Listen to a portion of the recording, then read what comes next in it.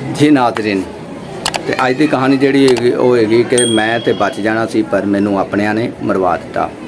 तो मैं तेरा मेज़बान सरफराज तेरी खिदमत नवी कहानी नवा टॉपिक लैके हाज़र हाँ। तो अज की कहानी की है कि मैं तो बच जाना सी पर मैनू अपनिया ने मरवा दिता। यानी कि बाज़ टाइम साढ़े अपने जोड़े ने वो इस तरह का किरदार अदा करते हैं कि सानू अगर उचाई तो ले जाना चाहन तो ले जा सकते हैं, गहराई च डेगना भी चाहन तो वह डेग सकते हैं। मसलन किस तरह कि इंसान सी तो वह ना रब अगे दुआ करता कि मेरी गुरबत टल जाए या मेरे तो गरीबी टल जाए तो मैनू काम भी ना करना पवे। एक फरिश्ता आंदा उहदे कोल ते वह फरिश्ता हुंदा जान कड्ढण वाला, तो उहनूं दसदा है कि अगर मैं किसी इंसान दे अगर पैंदा वाली साइड ते यानी कि जिस तरह जिधर पैर हुंदे ने उस साइड ते होवां तो तू समझ जाना कि यह इंसान नहीं बचना, यानी कि यह इंसान नहीं बचना। तो अगर मैं उनकी सराहने वाली साइड ते होवां तो समझ जाई कि यह इंसान बच जाएगा।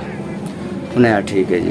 तो उन्होंने एक ना फार्मूला दस दिंदा है कि लिहाजा की हुंदा कोई इस तरह ही ना अगर किसी का अजीज बीमार हुंदा सी ना तो जाके उन्होंने दस दिंदा सी कि इहने बच जाना या नहीं बचना।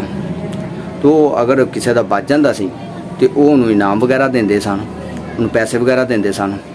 किस तरह भई वो फरिश्ते नूं देख लैंदा सी ते भी है कि इस साइड ते खड़ा है, अगर वो पैंदा वाली साइड ते तो उन्होंने कहंदे कि भाई इन्हें नहीं बचना। तो अगर वो सराहने वाली साइड तो उन्होंने देख लैंदा सी तो कहंदे यार इन्हें बच जाना है। तो जिस टाइम बच जाता तो खुश हो जाते सी, उन्होंने कार अजीज़ो करब तो वो इन्हूं खुशी नाल इनाम वगैरह देंदे सन। तो इस तरह ही वो अज होर कल होर यानी कि हौली हौली ना वो काफ़ी तरक्की कर जाता है।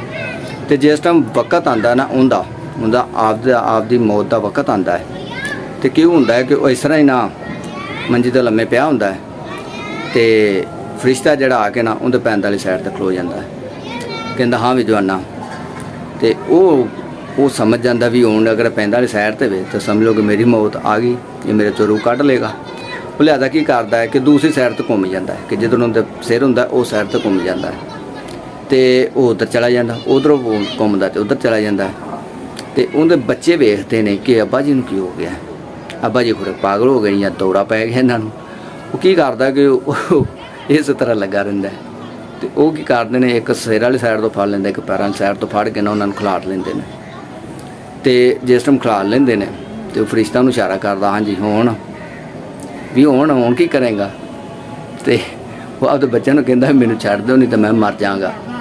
तो उन्हें दिल च सोचा भी तेनों ना छड्डांगे तो तू इंज घूम घूम के मर जाएगा।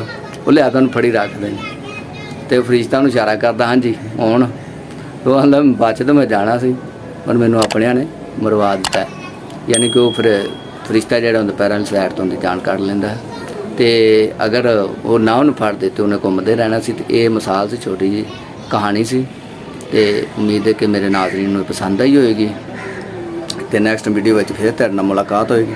तद वास्ते मैनू दे इजाज़त। अल्लाह निगहबान। पाकिस्तान जिंदाबाद। पाक फौज पाइंदाबाद।